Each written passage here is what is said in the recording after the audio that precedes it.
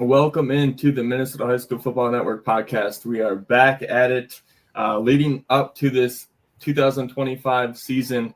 I'm excited. I got Coach Lance. I got Caden Christensen with me to help do a little thought exercise on how this 2025 season is going to go. How are you guys doing? Doing well. Thanks for having me on, Caleb. Same. Yes. Doing great as well. I'm excited. So me and Coach Lance are talking, and I like to just throw pod ideas off him. And an idea came up where it originally came up as 3 words for each team, that being in 6A, just because that's the class with the least amount of teams, so it's a little bit easier to do that one. And I was like, 3 words might be tough. So I did a statement. Coach Lance, I think you pretty much stuck to your word. You might have got a little bit out there. I got one with a hyphen in it. So if you want to be technical, it might be 4 words. But. So basically, Caden, you're just gonna be leading the discussion. We're gonna go to 16 teams. We're gonna cover Section 5 and Section 6, all the teams. So, like I said, 16 teams will be covered.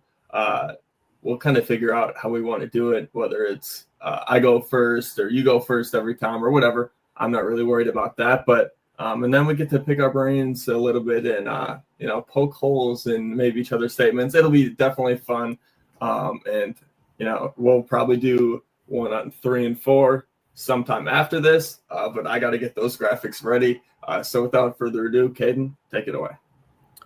Yeah, thanks, Caleb. I'm excited to be here. I'm excited to be the Ernie Johnson for you guys. You guys will be Shaq and Chuck. But yeah, let's kick it off here with Section 5. The first team we're going to go to is the Anoka Tornadoes. They had a very successful season last year. Their regular season they finished with a 5-3 record, but they ended up making it to the state semifinals and lost to Minnetonka. They're known for being one of the heaviest passing offenses in the state. However, they are losing some production on offense. Coach Lance, I'll pass it to you. What do you make of this 2025 Anoka Tornadoes team? For sure, yeah. So I guess kind of the 3 words or the statement that I was looking at for them is either next star players / next Zach Welch was what I came up with. Because if you think about all the guys they have leaving, you're losing Peyton Podani, you're losing Afe Beckway, you're losing Trey Borchers, and most importantly, Zach Welch, both linebacker and running back. Just watching film on Anoka and experiencing the wrath of the Tornadoes, in person, and when they beat us Week 10 in the playoffs, Zach Welch was like the heart and soul of that team. He gets it done as a running back. He really supported that offense. A lot of people think Peyton Podani, all these receivers, big pass-heavy offense. A lot of that was really set up off of Zach's ability to run the ball. And you can see anytime they would hit play action off of their stretches, it was just like wide open or outside zone, whichever they prefer to call it up there. But yeah, so I guess my big thing is when you lose the heart of your team like that, who's up next? I think Anoka's returning a lot of their linemen on both sides of the ball, but it's more so just how are you going to replace all those offensive weapons? And I know, obviously, Coach Wastrick, great offensive-minded guy, especially when I, broke down that Blaine versus Anoka game on my live stream. Just seeing his methodical play calling was fantastic. And I'm like, oh, okay, so he obviously knows how to get it done. And, regardless of who they kind of put into those positions to kind of get a reboot, like Caleb says up here, I think they'll be just fine. But yeah, that's pretty much it. And the other thing that they have going for them is that Section 5 may not be as strong this year. The big bad Maple Grove has gone out to the west in Section 6. So that's right. Yep, it's kind of up for grabs this year. I guess the only other thing is they do have 2 pretty tough non-conference games, weeks 1 and 2. They have to be, at Eden Prairie? And then they also play Forest Lake. So not easy games by any means, but if anyone can get it done, Anoka certainly can, and I think they're going to put up some points against them. That's good stuff. I like to hear it. Caleb, do you have any thoughts to add on to it? What are your words to summarize Anoka's team? Do you have me? Can you hear me? Yeah, we can hear you. You good? Oh, there we go. All right. There's a storm going on in Forest Lake, so I warned these guys before we started. if anything happens like that, I don't even know what happened. But we're back. I think, Coach Lance, we're pretty we got the same ideas when we think about this Anoka team. Like, I have an offensive reboot up here. We already talked about all the studs that are leaving this team, and that just leaves a large gap where that production needs to be replaced by somebody. And now it's just a matter of who's going to. And I think the coach plays a big part of that. Blake Sieben, I think, is the projected quarterback starter to come in and replace Badani. And I don't think you replace Badani, but can you get 75% of what he was at least? And I think that's how they have to view it.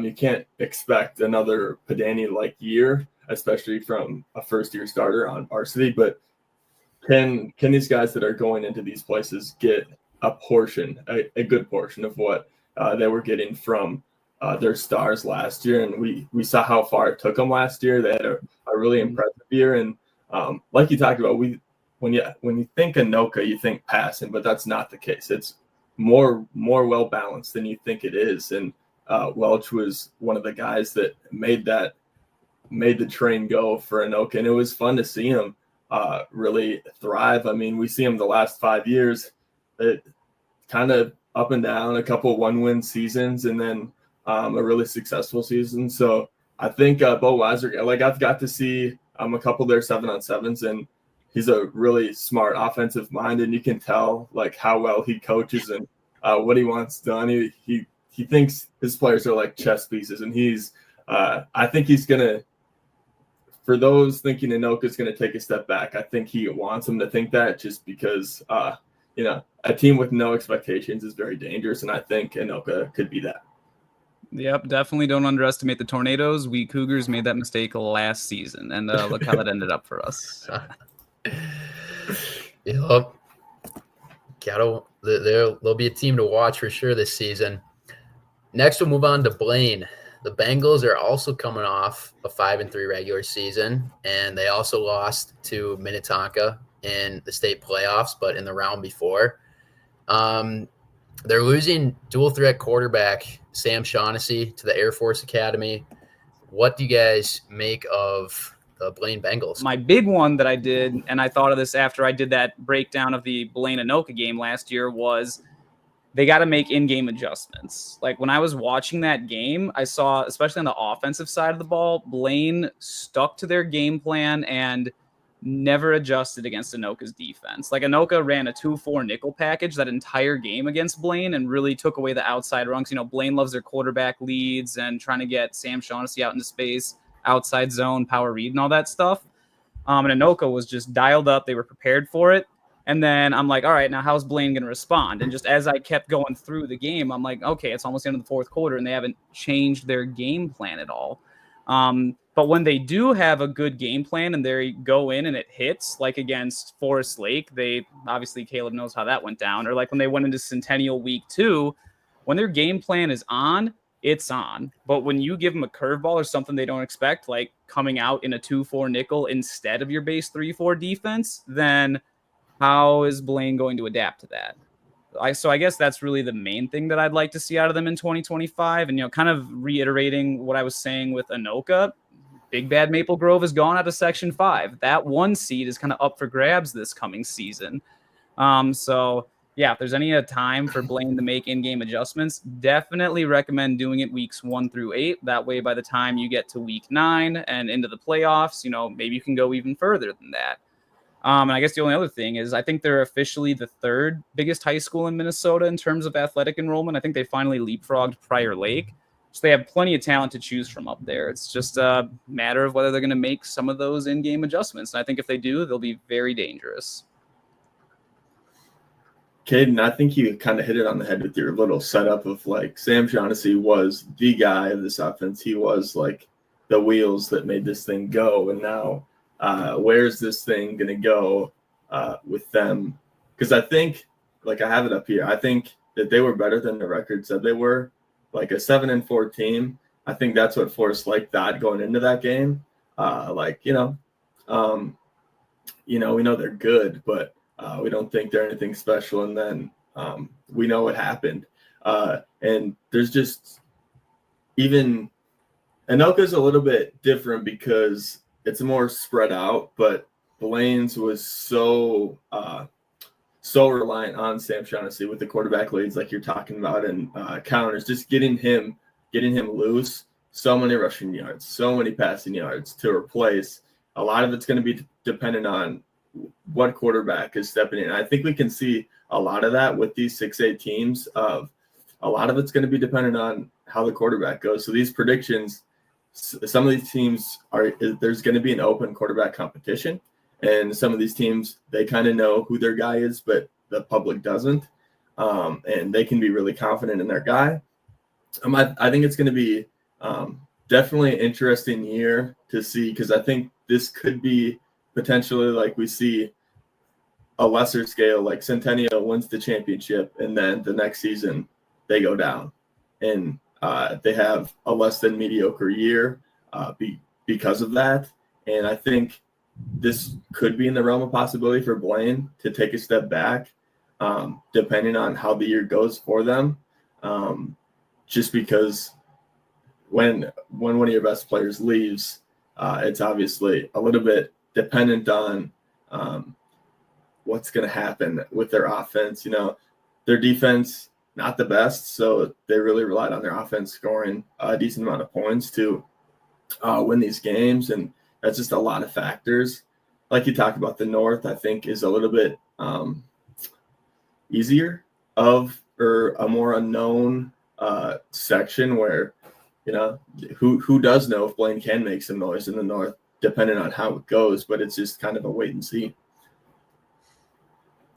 Yeah, you guys both bring up interesting points with the Bengals here. I mean, yeah, Caleb, we watched Sam Shaughnessy absolutely shred Forest Lake apart in the playoffs last year. So like you said, it'll be interesting to see if they replace that production. And I like those points you made, Coach Lance, with the weightlifting and the in-game adjustments.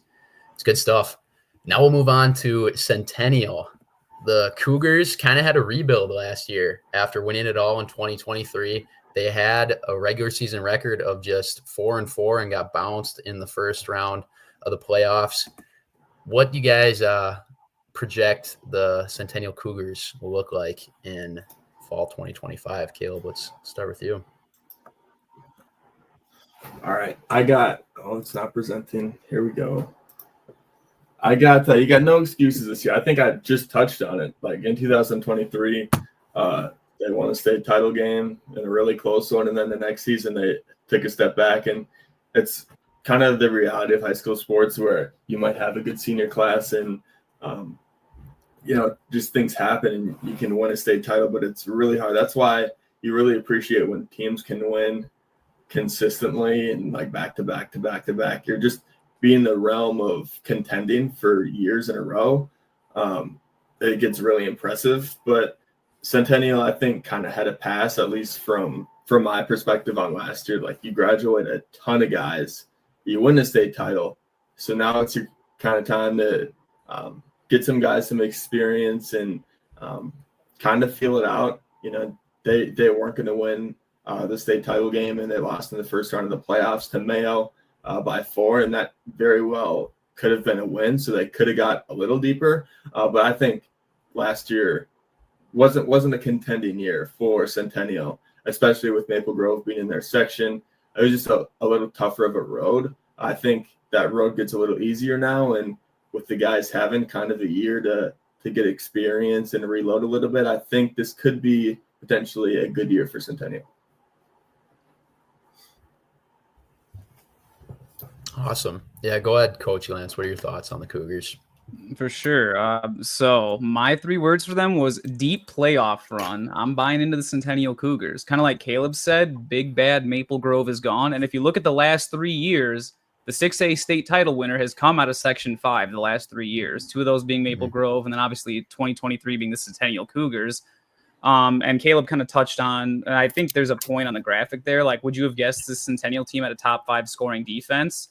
I definitely would have. Coach Diggins Jr. does an amazing job. Centennial still runs a very hard-nosed 4-3 defense, and they play great complementary football. With that flex bone triple option offense, a lot of inside-outside veer. They hit you with buck sweep, belly, jet sweep. They just dominate time of possession, and I think it's just their philosophy. They want to be the most physical team in 6A, and they're one of the best teams at that. So they're just going to grind you down, dominate time of possession. They may not score the most points or be the flashiest, but they're very sound on their execution. And yeah, I think they are going to make a deep playoff run. That personally, they're probably my favorite at the moment for front runner of winner of Section 5. I think they do get a 1 seed. And fun little fact, if they did, there's a 75% chance they'd actually play Hopkins round 1 of the playoffs if they pick those brackets. And I think one of the bracket would have them playing Eastview, but yeah. And just thinking about, not only is Maple Grove gone, but if you look outside of Rosemount, they play the rest of the Metro North Division and Roseville. Like, I think I'd probably favor Centennial in all of those games, so I could easily see a 7-1 or 8-0 regular season. Could this be a case where they have a better regular season record than they actually are? You know what I mean by that? I don't think so. Sure, they were in a rebuilding year last year because they lost so much talent from that 2023 team. I mean, you think like Josh Lee, Maverick Harper, Dalen Cummings, Marcus Whiting, like they lost a ton of guys off that state title team. And so they kind of knew they'd be rebuilding last year. But now all those kids that played last year have that varsity experience. They've got, I guess you could say, a relatively easier schedule, maybe about the same toughness. You still got Rosemount on there and you still have all your other Metro North teams. You're essentially just swapping Maple Grove for Roseville, which a little bit of a downgrade there in terms of quality of opponent. A little bit. But I definitely think Centennial will be right back there. They're a team that knows their identity. They make great in-game adjustments, both offensively and defensively. Great strength program. This is definitely one of the most dangerous teams in 6A, and a team that I think a lot of other coaches sleep on. One of the things why I kind of posed that question was like, when you're a top 5 scoring defense, you're usually not like that bad, and I think that's kind of how it highlights what the offense needs to do this upcoming season. That they just need to take a step up and at least do a little bit better, do 25% better to give them more of a chance in these games, because you can have the best defense, but if you don't score, it's hard to win games as well, because teams are going to score, especially the harder teams you play. But yeah, interesting stuff there for Centennial. Definitely. And I think touching on really fast with their offensive production, I don't know if we mentioned the passing game at all.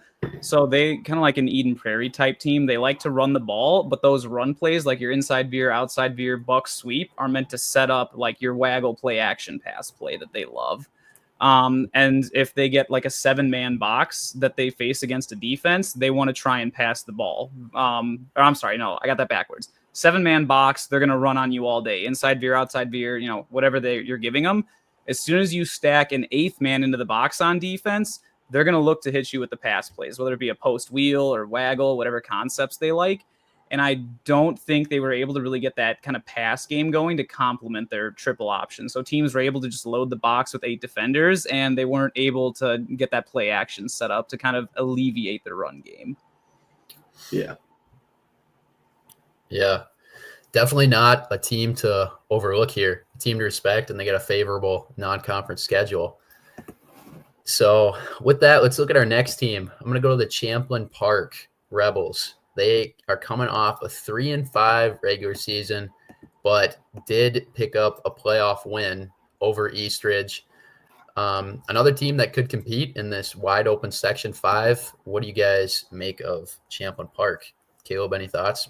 Well, I had as my statement, the whole Kings of the North, we grew up in Vikings country, so I wanted to take it. I think a Champlin Park is a good football program, but if we look over the past, 5 years, that's not been the case.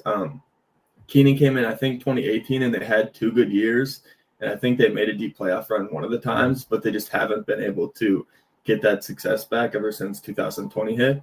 You can blame COVID. I'm not going to let them have that excuse because, it's 5 years past now. All right. So, we're done with that. And it's time to, take advantage of an open North. Like we said, that's kind of been the chapter name of this going into it. Of the North is open.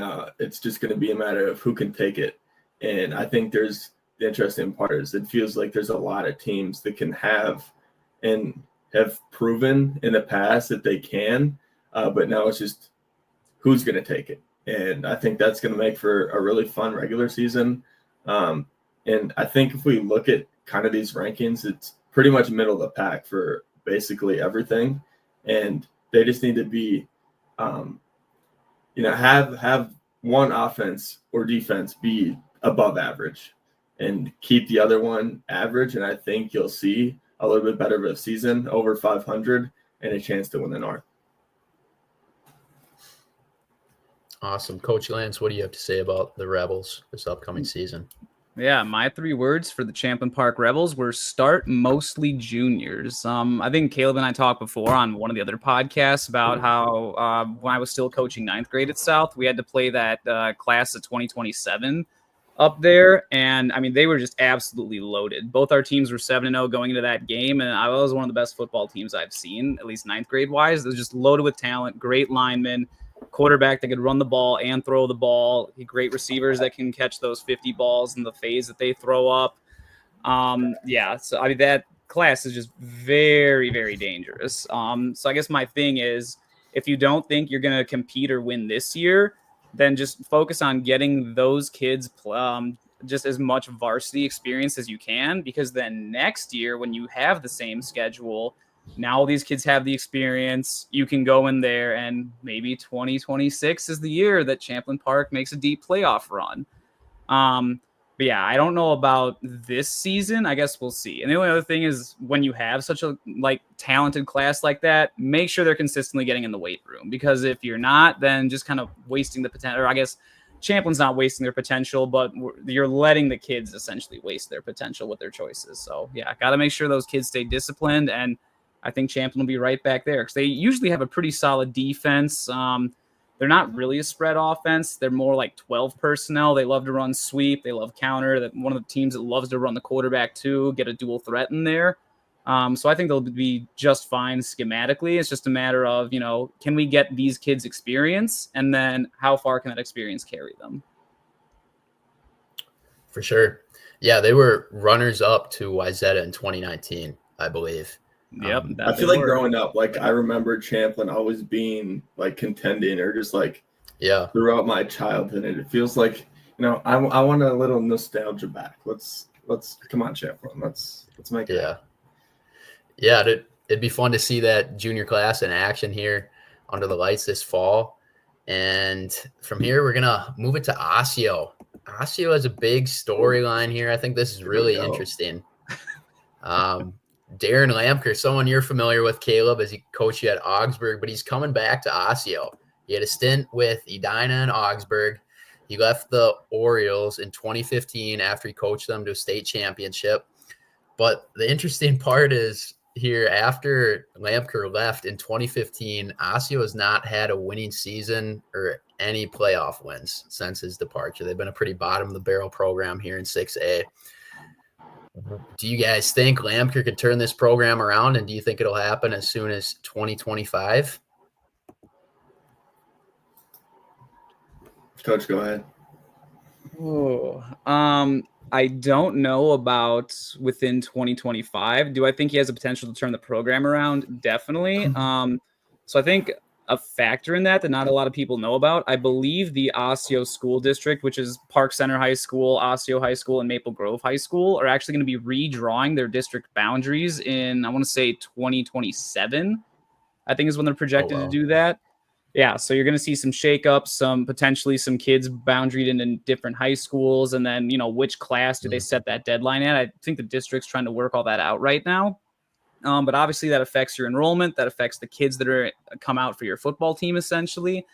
And so, it's something that Coach Lamker is going to have to deal with coming down the pipe. So I guess my big thing is, how is Osseo going to choose their schemes wisely? Which are my 3 words: choose schemes wisely. Because if you don't know necessarily what kids you're going to have in the next 3 years, how do you pick an offensive and defensive scheme? Because in the high school world, the kids you have that come out to play for you are the kids you have. And you want to choose a scheme that best utilizes their strengths while also maybe masking some of the things they could improve upon, positive reframing. But like think about Osseo last year.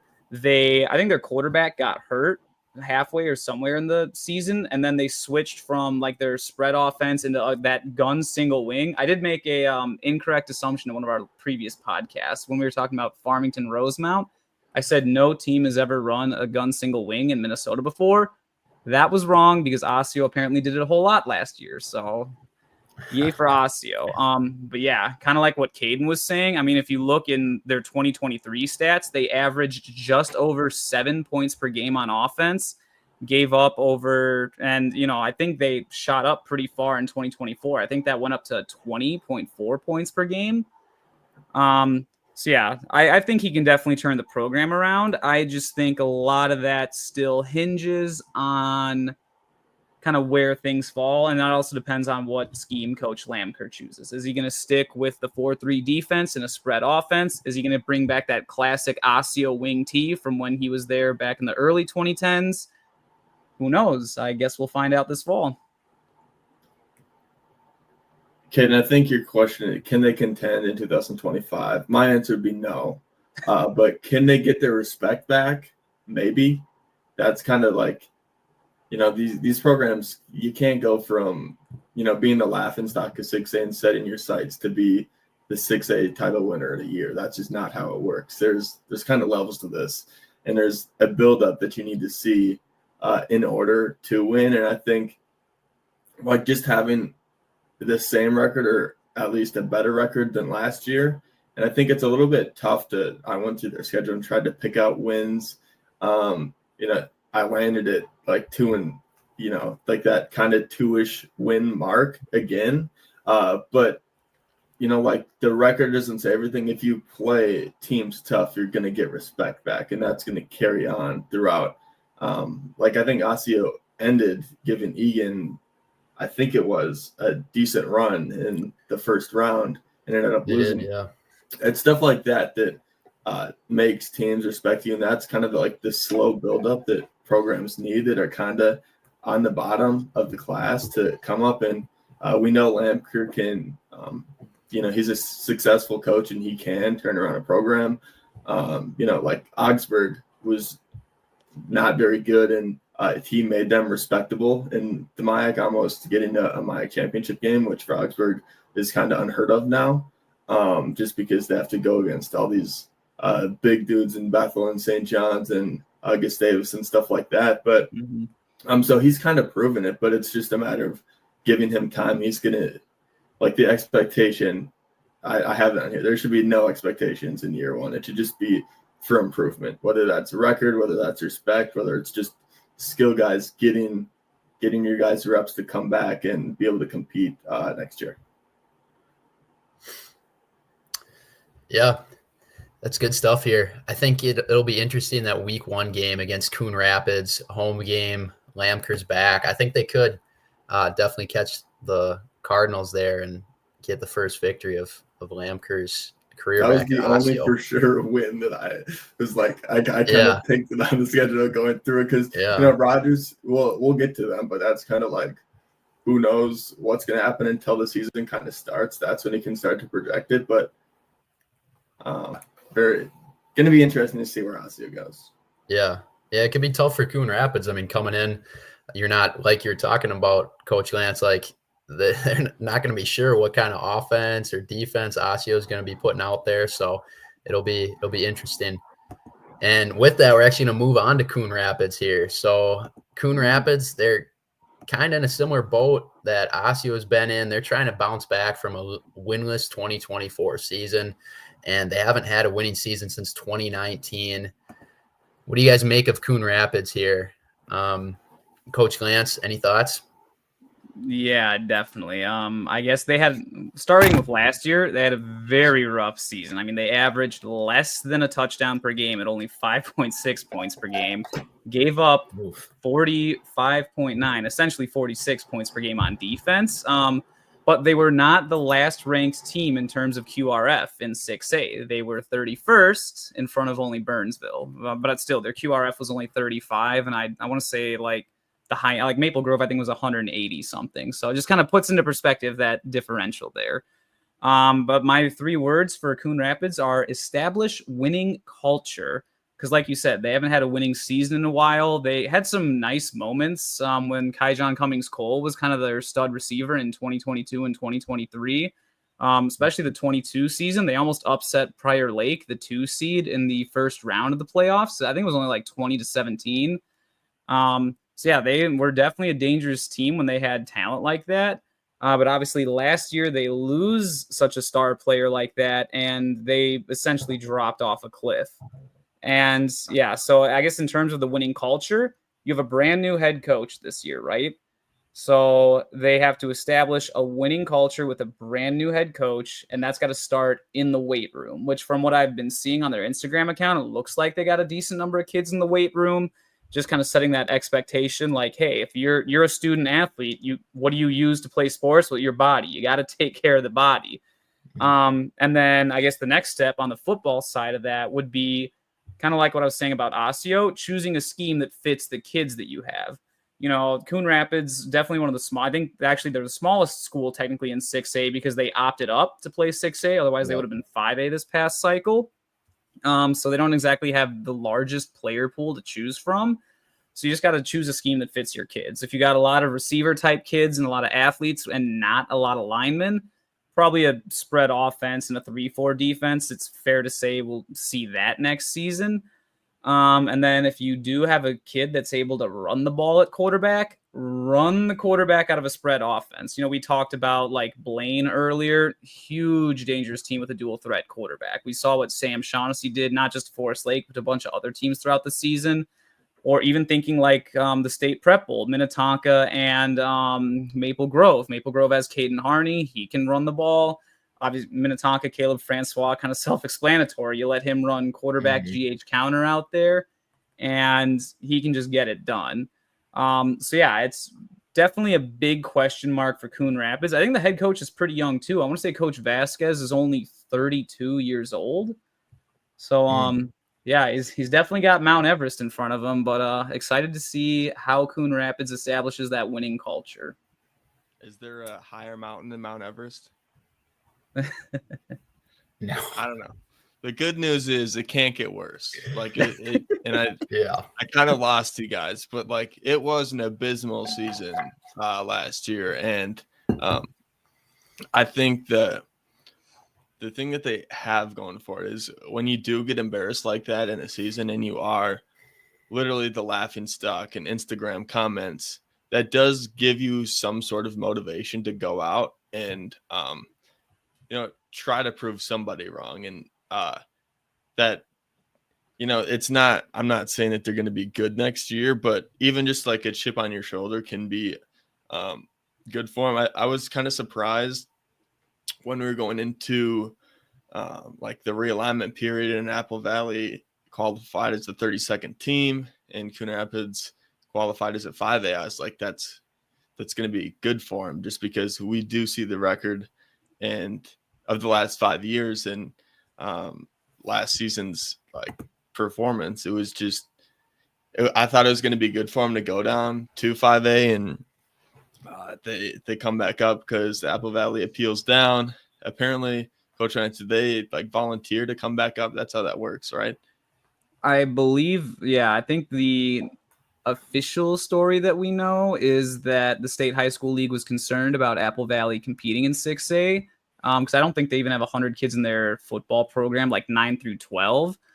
And so I believe the State High School League preemptively reached out to Coon Rapids about, hey, can you just stay in 6A? Because Apple Valley, we're afraid they can't get it done. And I believe Coon Rapids, either way, they volunteered to come back up to 6A. So if we're going for competitive, Coon Rapids should not have been the team to be called to be like, let's move you up to 6A.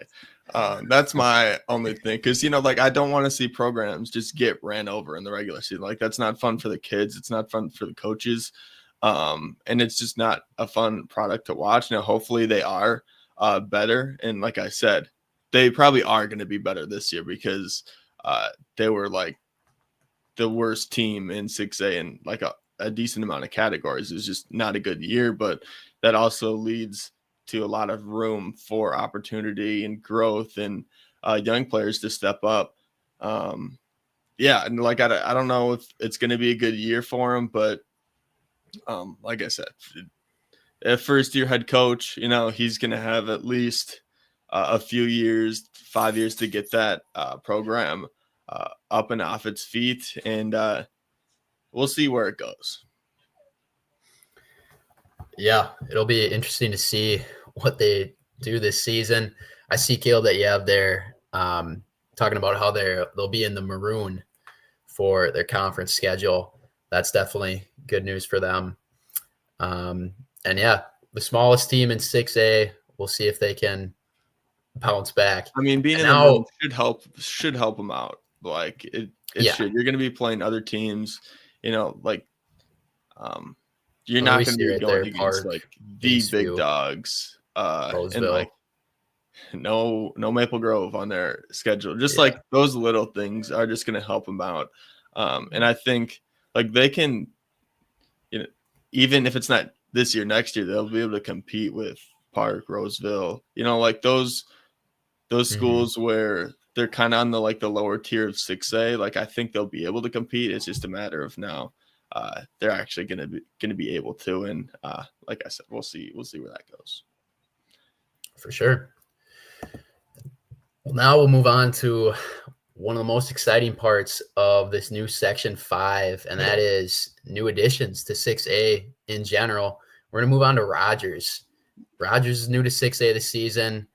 They're coming up from 5A. Last year, I'd say they had kind of a down year for their recent standards. They went 4-4 in 5A after having state appearances in 5A in 2021, 2022, and 2023. What do you guys make of Rogers? How is their game going to translate into 6A? Coach Lance, do you have any initial thoughts here? Yeah, so I was kind of telling Caleb before we started, Rogers was the toughest team for me to come up with my 3 words for, just because there's such a big unknown. Like you said, you can look at like the team we're going to talk about next, or a Moorhead, and be like, okay, I can see how their game would kind of translate based on the things they do. Like you said, with Rogers, like I want to say it was 2 years ago. Did they still have Wyatt Gilmore in 2023? I know they had him in 2022, but they're a very physical team, very strong defensive team. And even though they do a lot of like spread stuff, 11 and 12 personnel, very heavy run the ball team. Lots of power reads, lots of just straight up power up the middle of the running back. And they will run the quarterback. They love speed option on their offense, kind of like Moundsview used to do. I know Forest Lake's big on that speed option too. I'm sorry. I know Caleb likes to call it the RPO. It's had to throw that in there. But yeah. So I guess the 2 things I came up with for Rogers is 1, try to compete in the North. They don't exactly have the toughest schedule. I guess your 2 non-section games are Moorhead, which we kind of know how that's going to go. Then they have an interesting home matchup versus Egan, 2 physical kind of run-heavy teams. That'll be an interesting one, week 8. And then weeks 2 through 7 is just kind of seeing how they stack up with the rest of the Metro North. Like I said, very good defensive team. And I think the big key for them on offense, try to dominate time of possession. Because if you think about it, you're going to play teams like a Champlin Park, a Centennial, or an Egan that are going to keep your offense off the field and try and grind down Rogers' stud defense. So how is that going to stack up then if you're not able to keep your offense on the field and sustain drives, especially against like a Centennial? That's like a big question mark I got for Rogers, is that week 5 Centennial matchup.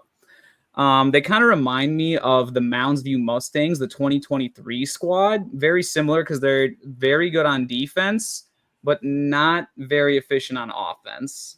So I guess that's kind of where I'm leaning with Rogers. And then the other thing that I kind of gave a little bit of a shout out to is district boundary changes. We kind of touched on this, like an unknown factor of where teams are going to fall in realignments are when school district change boundaries. Like we talked about the Osseo school district a few minutes ago, changing that. So for those that don't know, that school district where Rogers is in is ISD 728. That has Zimmerman, a 4A school, Elk River, a 5A school, and then Rogers, a 6A school. I think Caleb and I talked before. I kind of knew Rogers would be coming up to 6A this past cycle because the city of Rogers is just exploding in population. I think Otsego is that city kind of in between Rogers and Elk River. That's also booming. And those two cities are growing way faster than like a Zimmerman or an Elk River. So I think the school district is going to be redrawing their boundaries soon to kind of get some of those overpopulated areas spread out more to an Elk River or a Zimmerman. Who knows? If they get enough kids moved up to Elk River, we could be seeing Elk River 6A in 2027. So, but yeah, that's my big thing with Rogers. How are they going to compete in the North? Especially, like, I know they have a good defense, but how are you going to stack up with high-powered offenses in the North, like Anoka, Blaine, or Andover? So, yeah. I think we agree. I mean, my statement was the Rose offense is a cause for concern. Like their defense, and for the viewers, I took their defensive stats and then kind of put them into where the 6A teams were, and that's kind of how they shook out of the defensive ranks. That's all allowed stuff. So like they have a formidable defense, and they do got some key pieces of that leaving. But like we've talked about the past 5 years, this is a good program. They did have a down year. Interesting. They didn't have wins against a team that had a above 500 record last year. So their 4 wins were against 500 or worse teams. So again, that 4-5 record is kind of like the outlier. But when you have a program like historically this good in the past, 5 years, like outliers happen. And again, like you talked about, being in the North, I think helps out. If you're going to be inserted in any one of the sections or in-season conferences, this is the one to be kind of inserted to, especially with Maple Grove going out. This gives them a fighting chance, and I'm going to be excited to see if they can bounce back or if they're going to have another underwhelming performance season-wise. I think only time will tell. It's really going to be like the offense, like we both talked about. Is the offense going to make them respectable, or is it going to be one of the, bottom half of 6A, and then they're just not going to be able to compete against the teams and get to the spot where they want to be if the offense is going to be lacking that much. But yeah. Yeah. Good insights there, Coach Lance, with the district boundaries. I find that interesting. That's good the stuff. Elk River speculation 27. I love it. I'm here. There's a lot of people in that town of Otsego that sits between Elk River and Rogers, and they're going down to Rogers, and Rogers is I think the school itself, at like Rogers High School, closed open enrollment because they're just the populations got so big and they don't have the facilities to accommodate all the students that want to go there. So that's why I think they're going to redraw the boundaries, and a lot of those kids are going to get moved up to Elk River. So Elk River school population, by consequence, is going to increase. Huh. So, yeah, interesting stuff there. I'm really excited to see how all these new 6A teams shake out. And with that, we're going to move to another team new to 6A this season, and the Andover Huskies.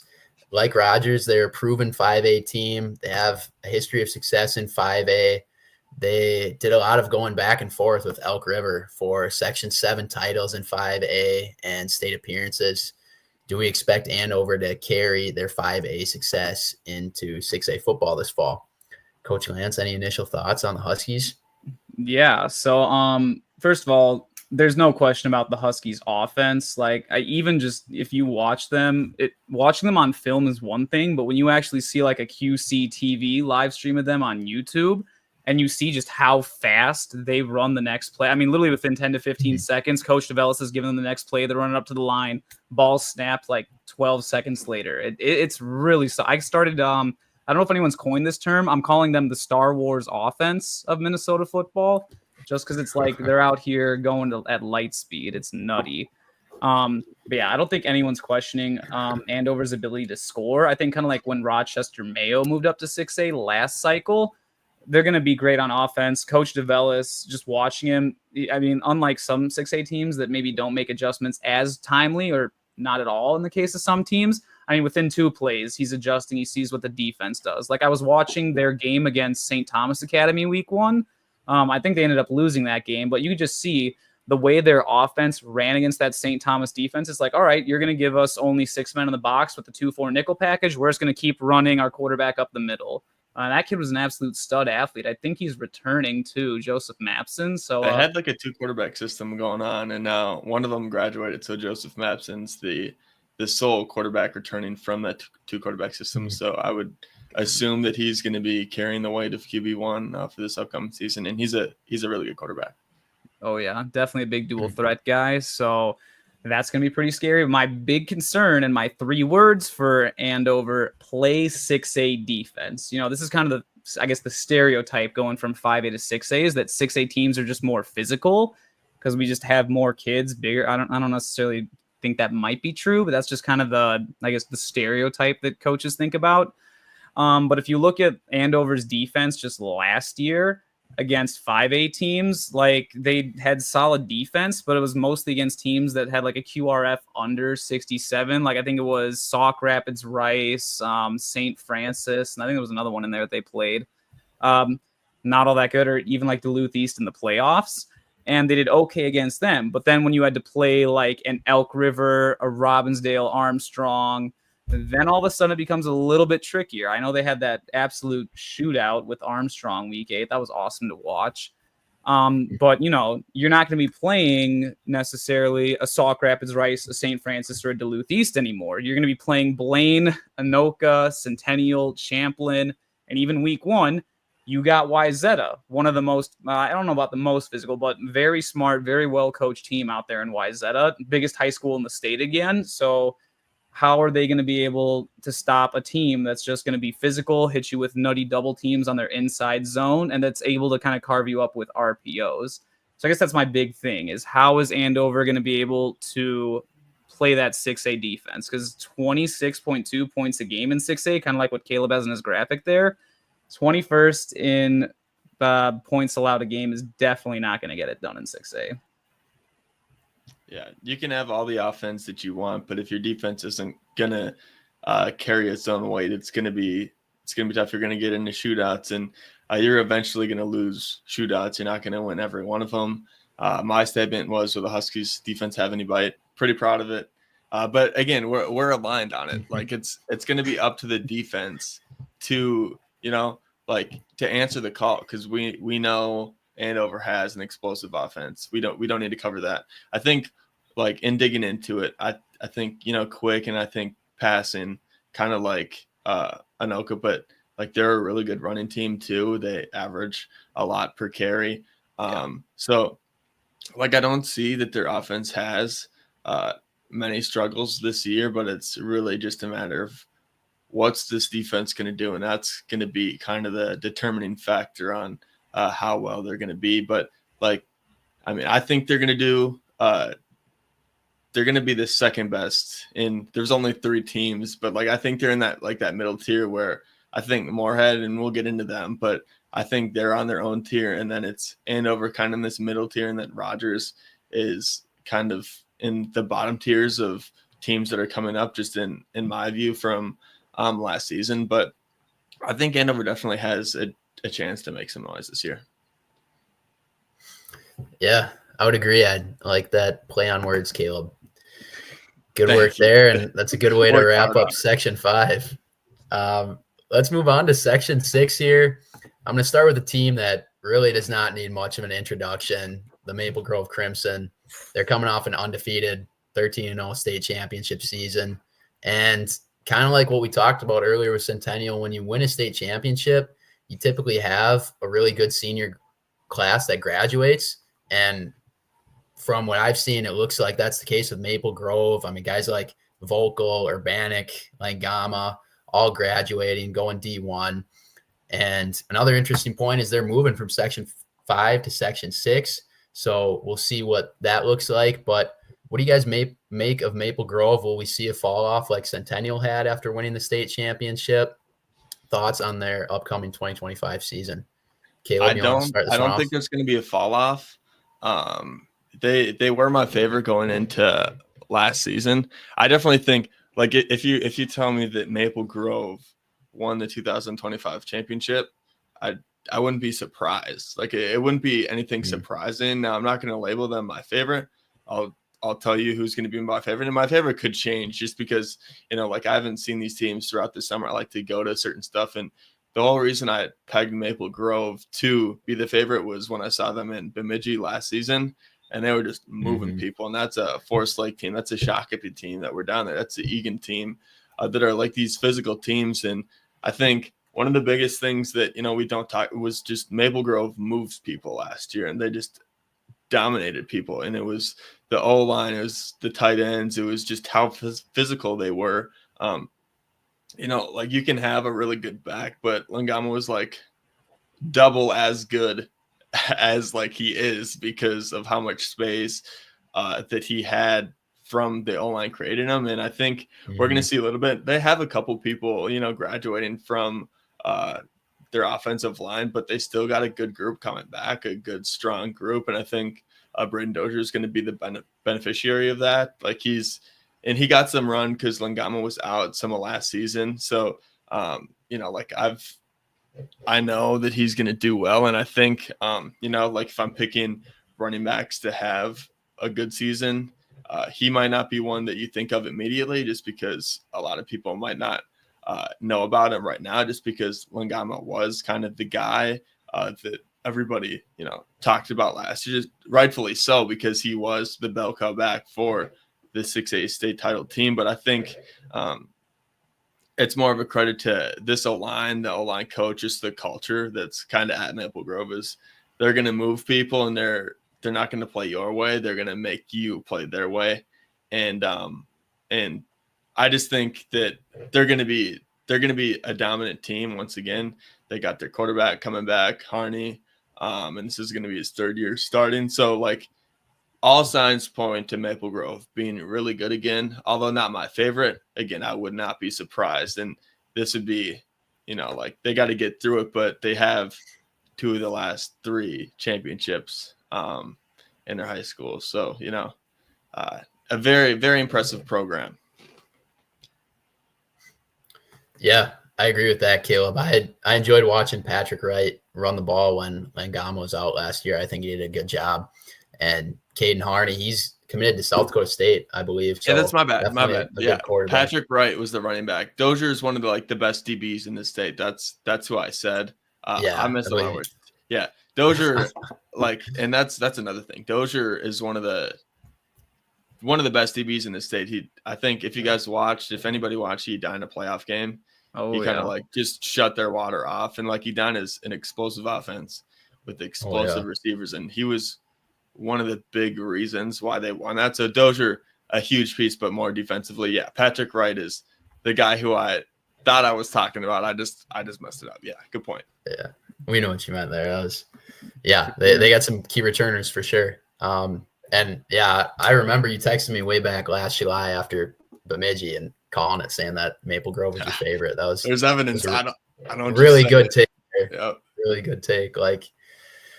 Crazy. Obviously a phenomenal season last year. Coach Glantz, what do you make of the Crimson this upcoming season? So it's actually funny. My 3 words were run it back. And I actually texted this to Coach Spurrell a week or 2 ago. Because I kind of going off what Caleb's talking about, a class 6A Crimson dynasty. You can say, sure, they won state in 2024 and 2022. But if you think about it, 2021, they only lost to Lakeville South in the Prep Bowl by 6 points, was 13-7. So they were right there. And then 2023, you can say it was a down year. But if you think, I think Chuck Langama got hurt either week 6 or week 7. It might have been the week 7 game against STMA. So they didn't have arguably their best player for their 2023 playoff run. Suppose Chuck Langama stayed healthy that season. Who knows what could have happened that year with and obviously they'd already beaten Centennial once that year. Yeah. Yeah. So if you just look at Maple Grove, they have all the hallmarks of a dynasty. You have an amazing strength program. Even though we kind of talked about they had the head coaching change with Coach Spurrell, he's still been there forever. The coaching staff around him have all still been there forever. They have great chemistry, and they've all worked together for, 20 years at this point. It's kind of like the old, early to mid 2010s Eden Prairie teams. Just when you have that consistency in your program, you just develop such a winning culture. And you totally see that with Maple Grove right now. You're right. They are losing some key players, but still a very big school. They're kind of like Rogers. They're another one that currently has open enrollment closed. And, we'll see how that boundary redrawing in the Osseo district impacts them. But I think you could change any of the kids that you put in Maple Grove, and they'll still be able to turn them into state title contending kids, just with the way their culture and their program is set up. And I still think a lot of their senior class is going to be very, very good in the class of 2020 or in the 2025 season. But I think they might have a little bit of a dip in 2026 because I think the class of 27 is a little bit, I guess, not up to as much of snuff as these last few classes. But, you look at the last 4 or 5 Maple Grove senior classes, they've been absolutely just loaded. So, yeah. And in terms of making a playoff run, you're going to have a decently difficult time earning a top 4 seed, obviously playing in the Metro West in Section 6. You've got EP, Edina, Minnetonka, and Maple Grove, just 4 teams right there. You're going to have to rank those teams 1 through 4. So, yeah, that's going to be pretty rough. But the nice part about that is, even though it's a rougher regular season, it means you're not going to see a Section 6 team in the first 2 rounds of the playoffs. So I think at the very worst, Maple Grove will at least make it to the state quarterfinal, 3rd round of the playoffs pretty easily. So, yeah, run it back, Crimson. World's yours right now. Yeah, definitely a proven team with a great culture. And this Section 6 is absolutely loaded. I'm excited to continue to get into things here. So let's move on to the next team in Section 6 for this upcoming season. We're going to talk about the Edina Hornets. Now, Edina is a program that's had a lot of recent success with state appearances in each of the last 2 years. And as we all know, being hairs away from winning it all in 2023, one of the best state championship games I've ever seen. They'll still be led by Mason West this fall, which is huge. He threw for 37 touchdowns and just 4 interceptions last season, but he is losing his top 2 targets in Meyer Sweeney and Trillian Sorrell, as they're both going out to the West Coast to play D1 ball. Is Edina still in the realm of contenders this fall? Coach Lance, what's your perspective on the Hornets this season? Yeah. So I think I did a really long live stream. I broke down both the Edina versus Egan games from last season. Obviously, being a Lakeville South guy, very familiar with Egan, but I wasn't as familiar with Edina. And funny enough, now we have to play him this year. Very impressed with just not how methodical they are on offense, but just the attention to detail with how they run things. One of their favorite run plays is GH counter, and it, kind of like how Moundsview would do it. Normally, you have pulling guard, gets a kick out block, H-back comes around inside, takes the first man inside. They have practiced it so much they can adapt. If the kick out block's there, guard does the kick out, H goes up, and Chase Bjorgard, probably one of the best running backs in 6A in terms of field vision and just being able to follow his blockers, hugely underrated. He can follow that. But if the kick out's not there, say the defender crashes the edge down, guard knows work outside shoulder, turn him in. H-back knows to read that, go outside the guard, and then Chase Bjorgard follows them both around the edge. And that's just within one play. So just Edina's attention to detail is absolutely fantastic. But my big 3 words for them in the 2025 season to be successful are finish every game. One of the big games in the last season, 2024, was that the Edina Minnetonka matchup. I think that was week 3. Edina has that huge lead, and then here come the Skippers back in the second half. Definitely not a team you want to get complacent against, the Skippers, but you just got to capitalize on those big leads and just keep pouring it on. There's no reason to pull up. If you want to be the best team in 6A, go out there and prove it every single week. And they definitely have the schedule to do so. But yeah, you definitely want to capitalize on Mason West's senior year. Even, there's rumors, will he play? Will he not play? I think either way, Edina will still be fine. They have that great RPO system. Chase Bjorgard, great running back, good O-line. He's going to be able to support any passing game that they put in there because their run game's so effective. They have great defense. It may not be the most sound scheme, but if you look at the culture on their defense, kids are flying to the ball. They always have really good secondary. And yeah, I guess that's a big thing. It is going to be kind of a big year. You get Hopkins week 1, Hop versus the world. They got a lot of fire up there for that game. But then after that, it's just like a bunch of dog fights pretty much for the rest of those games. So, but hey, you want to be the best, got to beat the best. Yeah, it's gonna be interesting to see, because they get to the state championship game, and then last year was kind of a weird year where, we knew they were one of the best teams, but we didn't know, at least I didn't know what tier to place them on, whether they were a true contender or they were one tier below that. And I think like the inconsistency was a little bit like weird. Like there was, the stats up here, but just like the teams that they played they got to the bank. They just had like a couple in the Minnetonka game was close.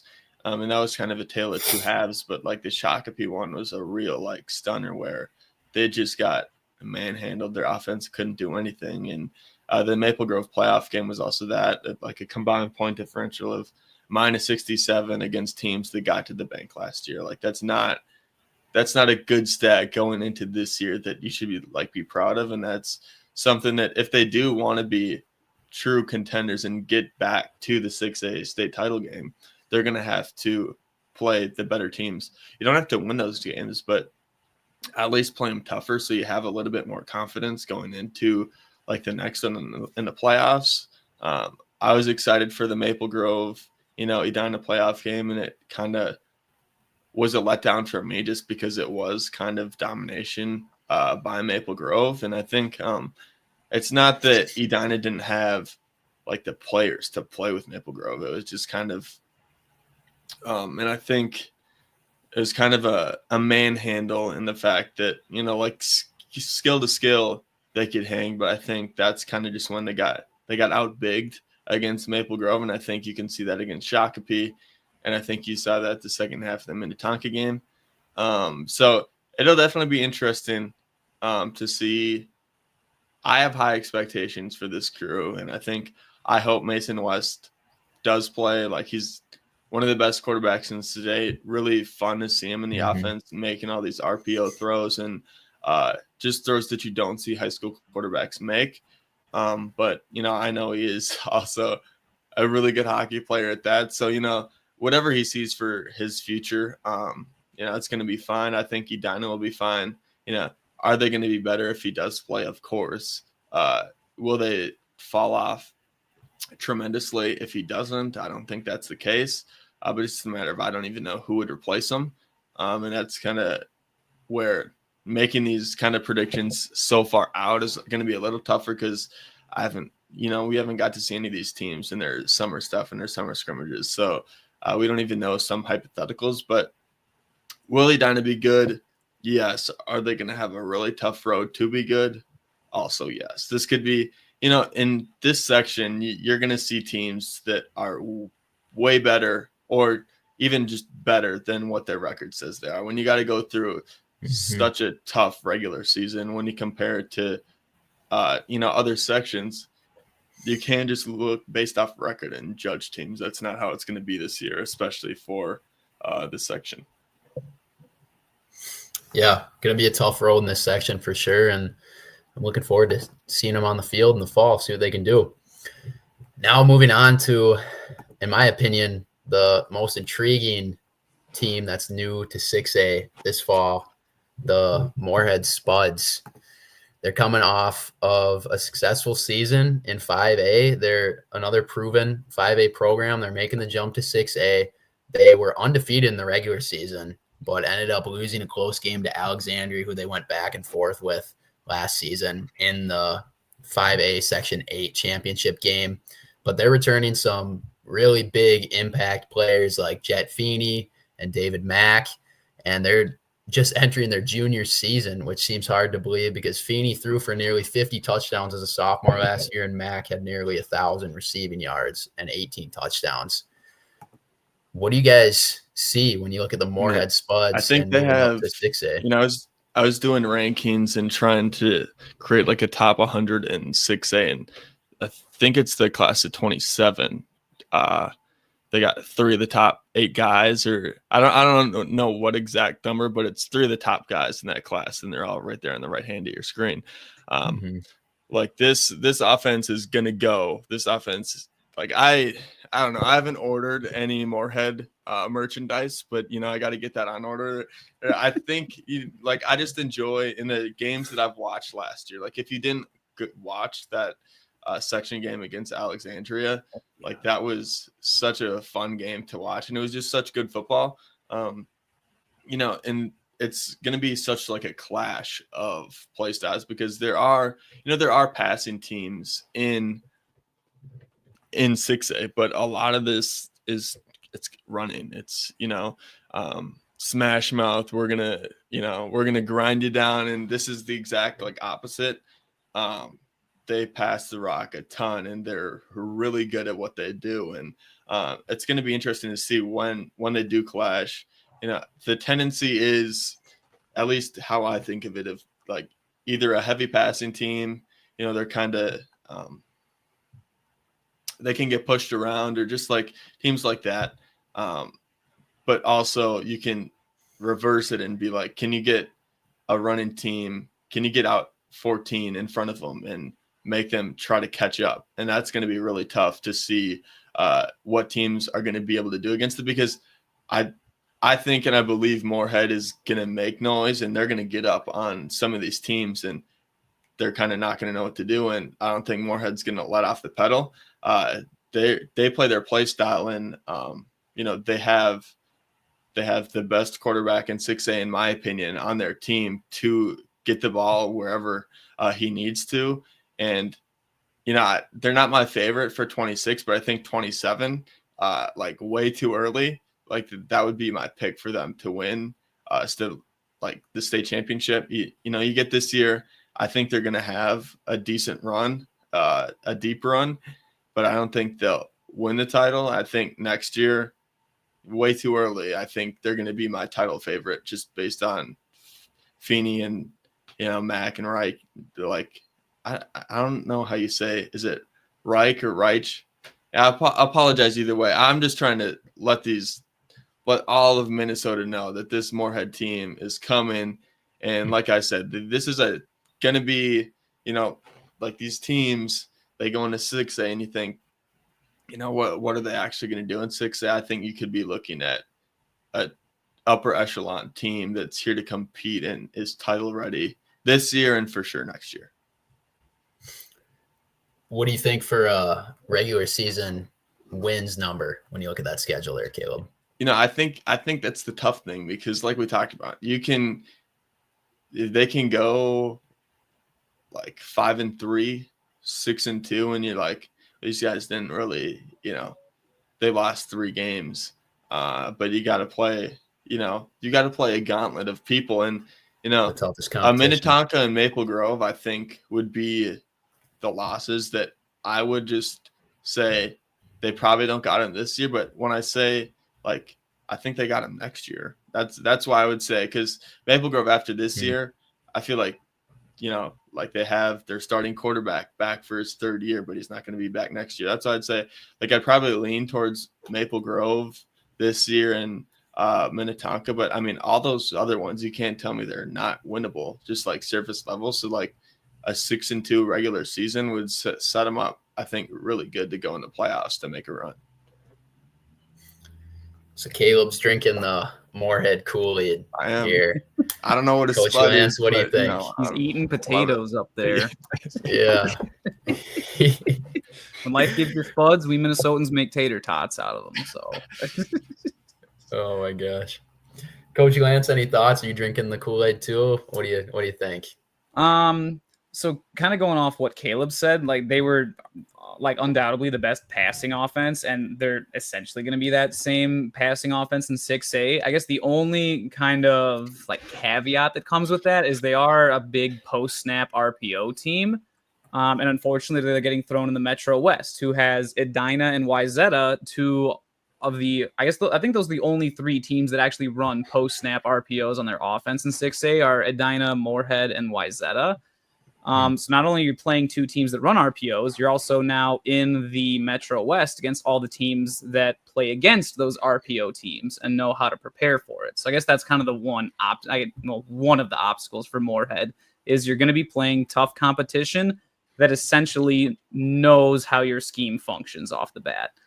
Can I throw back in your face? Because that's also like a good section placement, because their defense, they play one of the best offenses that execute that. So you can also, although you are right, you can also throw it back and be like, well, they're going to have an advantage when they play Edina and Wayzata, especially for the first time, because, they haven't played them, but they have played something similar for a lot of practices.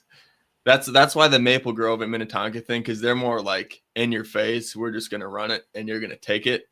And that's kind of where I have a little bit of red flags of like, that's going to be tough for them to win. But like, if you tell me right now that Moorhead's going to beat Edina and beat Wayzata and go 6-2, like that would be not surprising at all for me.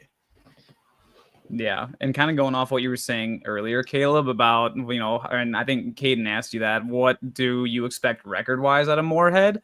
And this was my 3 words for Moorhead was home playoff game, meaning they have to earn one of the top 4 seeds in Section 6. Because, I mean, think about it. If you're a top 4 seed, that means another team in 6A in Week 9, first round of the playoffs, has to make that trip up to Moorhead. And I don't know, just based on the drive itself, I don't know if any team is going to be able to handle that necessarily. Huge home field advantage to the Spuds. But thinking about what they'd have to do record-wise in order to get there, step 1, you got to win those 2 non-section games, weeks 1 and 2. Got to be able to take care of business at Rogers, which, last year they were able to do pretty successfully at home.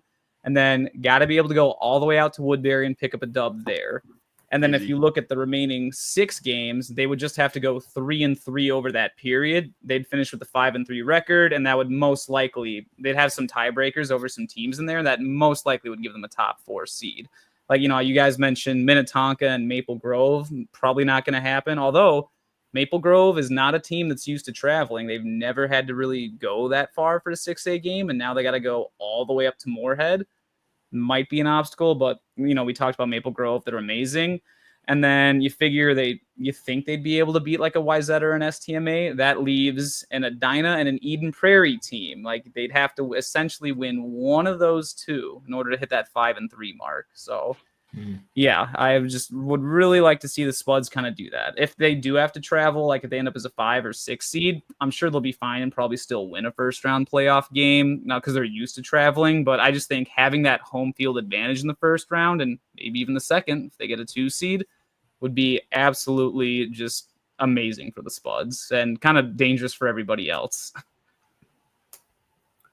Yeah, huge home field advantage there for Moorhead. I definitely wouldn't want to play them late in the fall come playoff time. But as you guys have alluded to, another big contender here in Section 6, we're going to focus our attention on Minnetonka. So the Skippers were the state runner-up last season, and they're coming back with a high-powered offense. Last season's quarterback, Caleb Francois, is making the transition to running back, where he'll play in college for Iowa State, from what I've heard.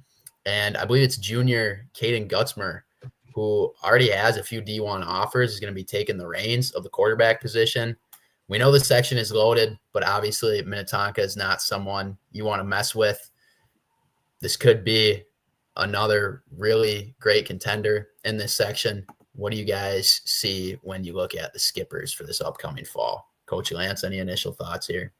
Definitely. So I had 2 things I kind of came up with them. I'll go with the first one first. And just looking at Caleb's graphic, I think we're pretty much on the same page here.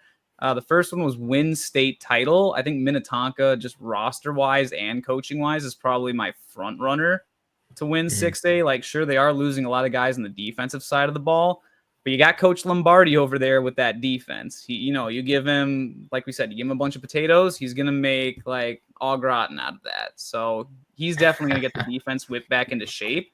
And there's no doubt that offense is going to be putting up a lot of points. So the defense may not even need to get that many stops, but they're going to play really good complementary football. And I think moving Francois to running back is one of the smartest things they could do, because if you watch like even just the Anoka game last year in the state semi and even the prep bowl, I don't want to say one-dimensional, but they really kind of fell back on quarterback GH counter into the boundary, especially in the Anoka game. They're just, Anoka couldn't stop it, so why bother changing your offensive play call?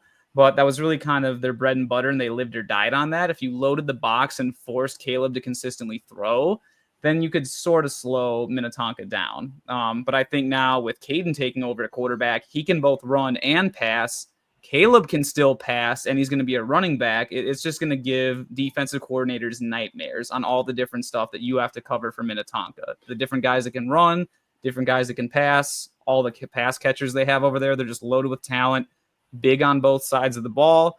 But the one thing I'm going to say, though, that could get in the way, and this kind of got in the way of their 2023 season, is please stay healthy. I think it was 2023. They led 6A and like most starters injured. And that just kind of derailed their whole season.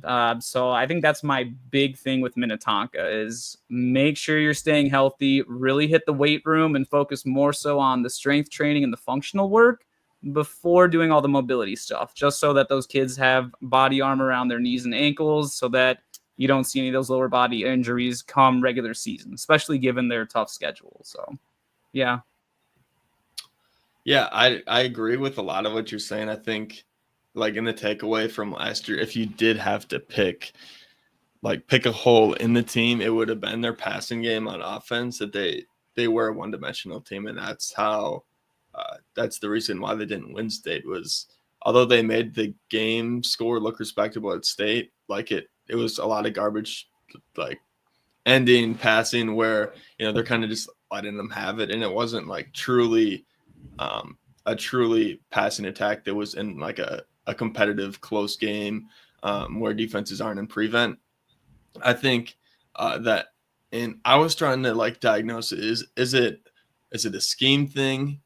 And it can also go one way of like, maybe it's just a scheme thing, or maybe it's a scheme thing because of something, because they know they don't got playmakers on the edge that can make plays. So they're like, we're not even going to go out there. We're not even going to attempt it. We like our chances better. Even if the other team knows that we're going to run, we're still going to run just because we like that a little bit more. And I think this season is going to tell us a lot of that. Was it that they didn't have playmakers, or was it they didn't trust Francois to push a ball down the field, which I think he could, but I think it was more just the calls weren't there for it. But now it's just a matter of diagnosing why it wasn't there for last year. And I think this season's going to tell us is Gutsman like slinging the ball everywhere to playmakers that, and I think they didn't have too many like receivers to throw to, just because of the sheer amount of attempts that they had last season. Wasn't a lot because they didn't have to pass a ton.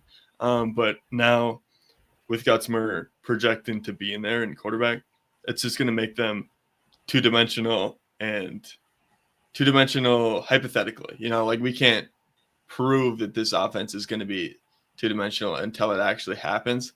I believe it's going to happen, but it's kind of the wait and see thing in high school that you got to have the quarterback and you got to have the playmakers outside that are going to beat the other team's DBs, and that's again in a loaded section like this. That's going to be another thing where that matchups on the edge is going to be a little bit less favorable, just because you are going up against like I think Wayzata's got one of the top DBs in Sambu. Again, Maple Grove, one of the top DBs in the state. So like these teams are going to have DBs to challenge the passing game. Now it's just a matter of can Minnetonka do it? I think, like I said, they're my favorites going into this year, and that's just thinking like even if they couldn't pass, who would win? And it's like Minnetonka has so many O-linemen, and they have two threats, and we know how dangerous Francois can be, and how good of a running back he is, how much of a playmaker he is. I would like this team to win state if they couldn't pass, and I think they're going to be able to. So that just kind of adds on to my belief in this team to win a ring. Definitely. Yeah.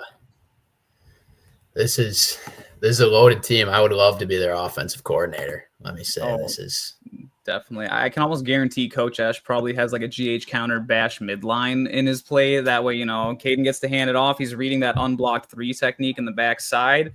3 technique attacks. Let Caleb take the ball. 3 technique goes with Caleb. Now Caden runs the ball up there, and you've got more block in the point of attack. It's definitely going to be dangerous.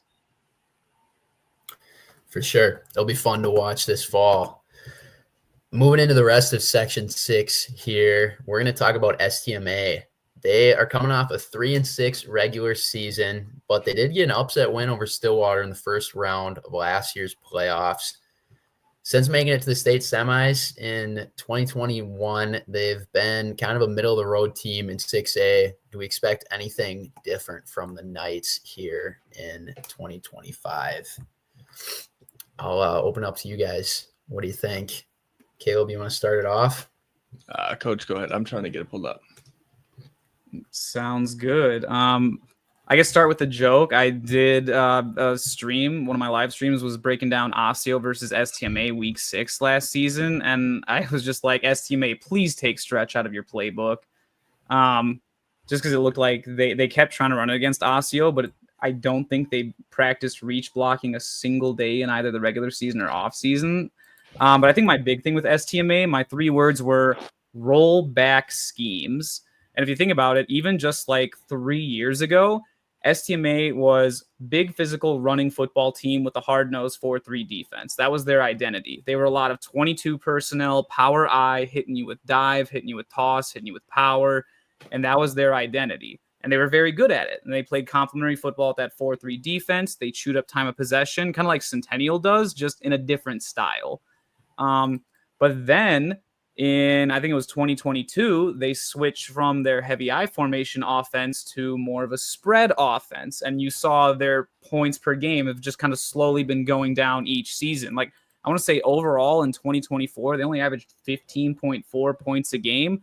I think that was like the 4th worst in all of 6A. They were only better than Coon Rapids, Burnsville, and Eastview, all of which had very tough 2024 season, so definitely not a stat they want to be at. And then, they also regressed on the defensive side of the ball. They had a very stout 4-3 defense. They made a change to a 3-4 scheme, and their points per game have gone up. They used to be like 2022. They only gave up 16 points a game. And then once they switched, and it was kind of hovering like right around that 20 points per game mark, a little bit under it. Once they switched to the 3-4, they shot up to 27 points a game. So it's like, are they like, I guess what's going on with the schemes here? Like from what I've seen offensively, it looks like they just have way too much in their playbook. How do you allot practice time to all of your spread stuff, all of your I formation stuff you still do? Your single back, like 14 personnel sets you do at the goal line. And, kind of like I was joking about with their stretch play earlier, it looked like they'd never practiced reach blocking. And that's kind of when I had that epiphany, like, how are they practicing all these different offensive plays and schemes? Like I don't think it's physically possible. There's just not enough time in the season for that. But yeah, and then defensively, did they just slap like the 4-3 rules onto a 3-4 defense? Did something get lost in translation? Because, we at Lakeville South, we kind of felt that same thing last year when we switched from a 3-4 to a 4-3. We kind of had growing pains with that. But yeah, I think that's just my big thing with STMA. What is your new identity? Are you going to roll back the schemes to when you had an identity and when you were just a physical, hard-nosed team? Or are you still going to try and go in this other direction? And what direction is that, per se? Yeah, my statement are things are not looking good. And part of that's estimate. Also, again, part of that's the section and conference they're going to be in. You kind of touched on, like, the stats that kind of backed you up. But if you just look at like their stats and the yellows where they like ranked in 6A, and then the blues kind of how many teams out of, like it's not good. 3.2 rushing yards an attempt. That's second to last in all of 6A. And then you topple that on top of playing some of the best defenses and most physical teams, also not good. Rushing yards per game allowed, they were 27th out of 31.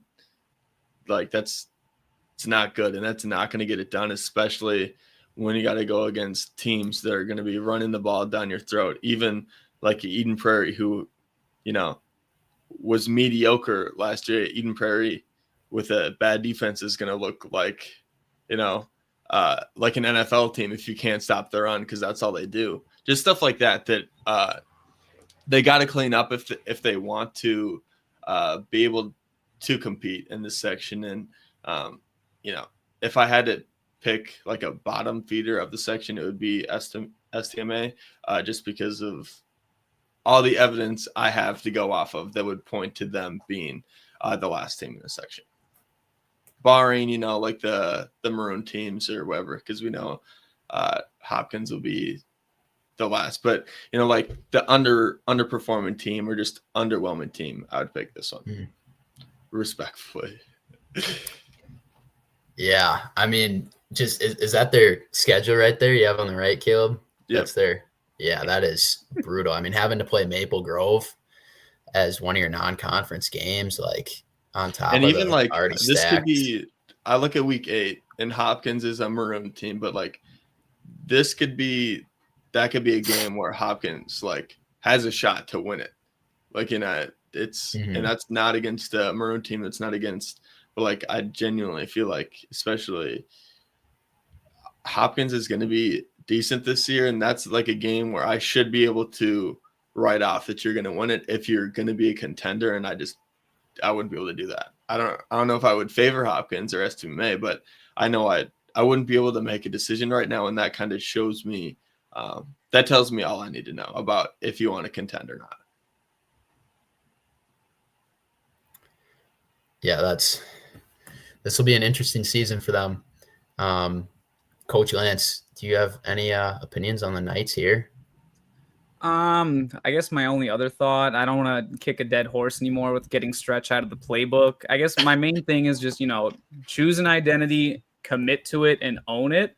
And yeah, just who are the Knights going to be? And I guess the only closing thought is I don't know what STMA did to deserve such a tough schedule, but they might have one of the most difficult schedules in 6A next to Prairie Lake this coming season. So that was also like the thing. So things aren't like they don't help themselves, but also the schedule is a part of the things are not looking good because like any team with a schedule like that, like you don't know what their win total is going to be coming out of a gauntlet like that. So for sure.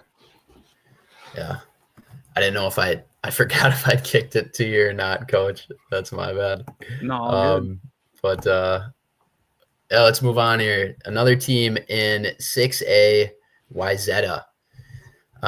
They obviously won it all back in 2019, and they're the biggest school in the state of Minnesota. But their records these past few seasons kind of show that maybe they're more of an average team. Obviously, they have a good coach with good talent, but how promising does this upcoming season look for Wayzata? Any initial thoughts here, Coach Lance?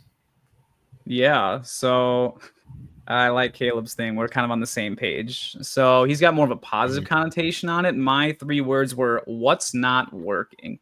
Because kind of like you said, Caden, biggest high school in the state of Minnesota.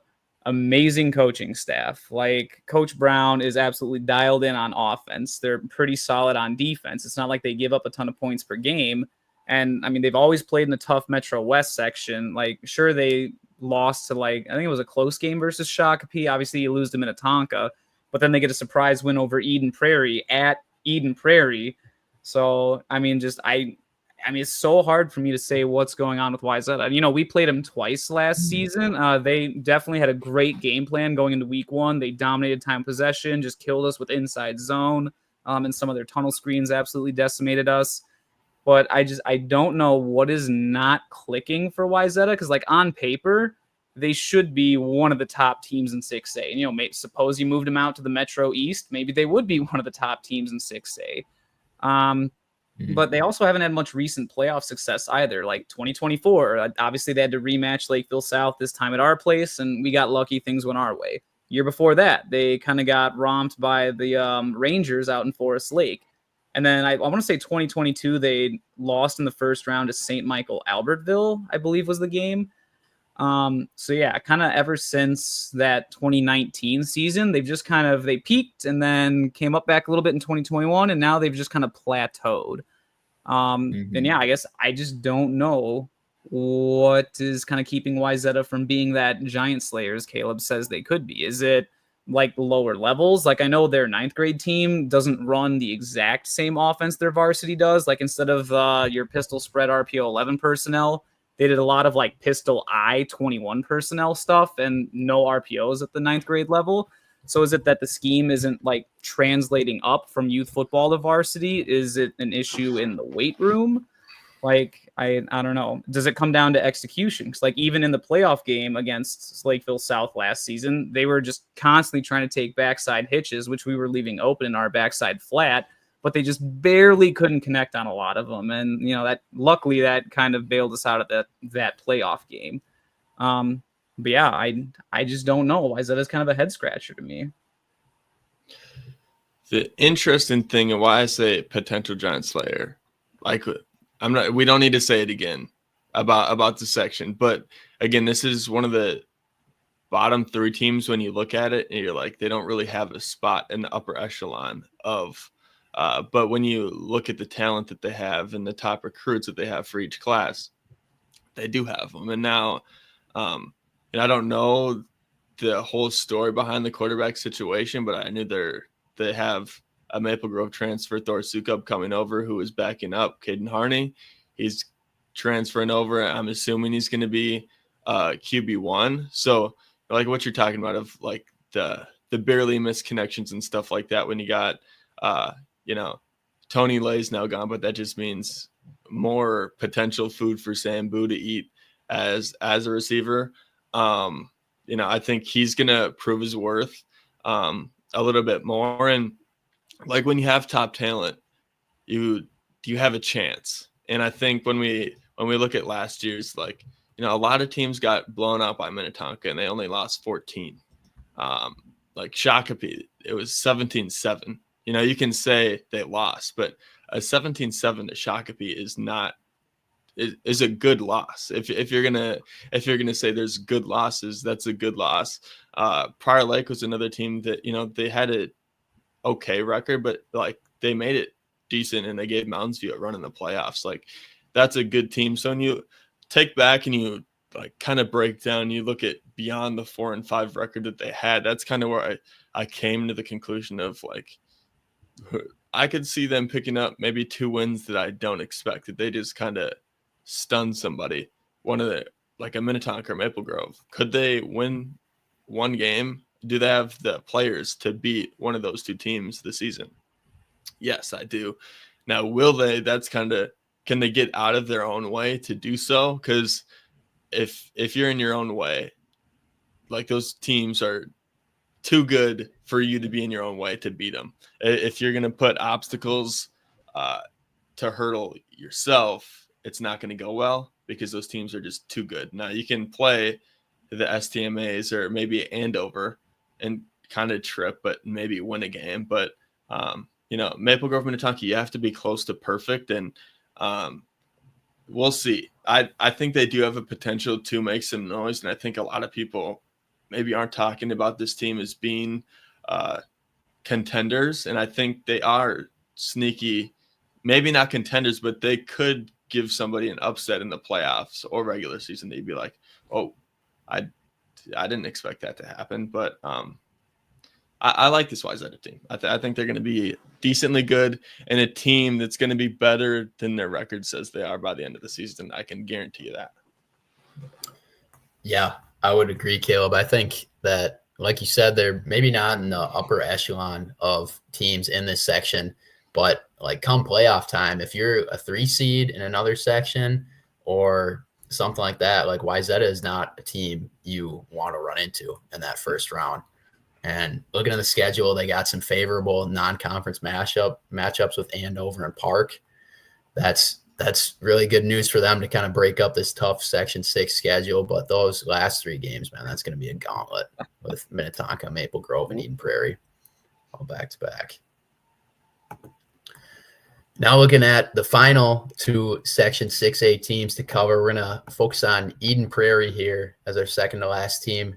They had a 5-3 regular season last year. Kind of a down year, I suppose, for their standards. I mean, they're one of the highest decorated programs in Minnesota the last 30 years. I was looking back on it, and I believe they have like 11 state championships from 1996 and like many more appearances at state and state championship appearances. Obviously, they're a good team with a good culture. What do you guys make of this Eden Prairie team in 2025? Coach Lance, I'll kick it to you. Well, so Coach Grant has been the head coach of Eden Prairie High School longer than I've been alive, and he has more state titles than I have years coaching football. So, yeah, they definitely have the experience up top.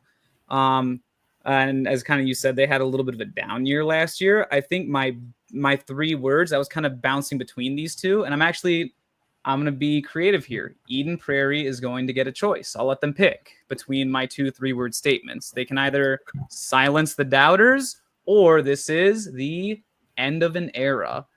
When we were talking about Maple Grove and kind of how they have that early 2010s Eden Prairie like dynasty framework, they've got the strong weight room culture. They've got a group of coaches with just kind of that consistency that have worked together and that cohesive unit and the culture that goes with it. Eden Prairie has had a lot of turnover with their coaching staff in the last few years. Some of these guys that have been there for 30 years next to Coach Grant are now either retiring, moving on to other stuff. So you're seeing some of those shakeups. And obviously, how are you going to replace guys that have coached together for 30 years? The chemistry is obviously not going to be there right away. And we kind of saw that last year. And I think we're going to probably see a little bit more of that this year. Obviously, still a very well-coached team, still loaded with talent. But are they going to be overconfident like they were in the 2023 playoffs? Like that was kind of the final ride of the Eden Prairie Eagles. They were undefeated and then overconfident in the state quarter semifinal against the Edina Hornets. And then ever since then, they just kind of haven't been able to find their footing again. Like they're still consistently good. And I don't think any team in 6A wants to play Eden Prairie per se. Like I know Anoka probably wasn't planning on playing them week 1. But yeah, I guess I'm just curious, which direction is Eden Prairie going to go in? Is this the end of an era, or are they going to silence the doubters and kind of rebound in 2025? I think my initial statement I had it typed out was like confusing, just because their last season, they beat good teams, they lost to good teams, they beat bad teams, and they lost to bad teams. Like there was no consistency. And you say it's a down year, but then you look at it and 6-4. Like they went from week 2 it was Edina, Eden Prairie. Oh my gosh, this is going to be such a good game. This is the game of the year. And then it was just like Edina boat raced them. And you're like, what? I was here for a good game because I thought Eden Prairie was going to be good. Then I keep saying Prairie Lake was a good team last year. They smoked Prairie Lake, lose to Shakopee, lose to Wayzata. And then you're like, okay, I know where this team is. And then they beat Minnetonka. It's like, what are you guys? Are you guys good? Are you guys bad? Again, Coach Lance, you guys decide if you want to be good or want to be bad, and then just be it. Don't keep flip-flopping and make me change my opinion on you, okay? I expect a better 2025, and that's just consistency-wise. It may not be a better record, but I expect them to beat the teams that they should and lose to the teams they shouldn't beat. Like it shouldn't be so much of I think what's the word, but just like the level that they can get to is going to be more equal. They're not going to get up to the super highs of beating Minnetonka. I wouldn't bet any of my money for them to beat Minnetonka this year. But also the lows aren't going to be as bad. I think just one of the surprising things was there's not a lot of stats to go off of in terms of what you see at the bottom. But when I was going through rankings and filtering through 6A players and making a top 100 list, I was like, whoa, this for 26 and 27, Eden Prairie has a lot of guys. And they're one of those teams that don't really need a quarterback. It's not based off of anything. I think Eden Prairie, that's when they can get in trouble. But if Eden Prairie's in trouble like that, they're kind of just dead in the water anyways, defensively. So this was a team where, just because they don't have a guy at quarterback or anything like that doesn't scare me away from saying I expect a better 2025. Elijah Rumpf was one hell of a running back last year and was really good for him. And he's obviously gone. So they're going to have production to, replace. He was their bell cow back in most of the carries, but they got a lineman. They're going to be able to push people around. And again, if I'm one of these teams, get in a playoff matchup, if Eden Prairie is the first round, I'm not like, yes. It's like, oh boy, we gotta get ready for a battle, because we know it probably is, whether it's home or away.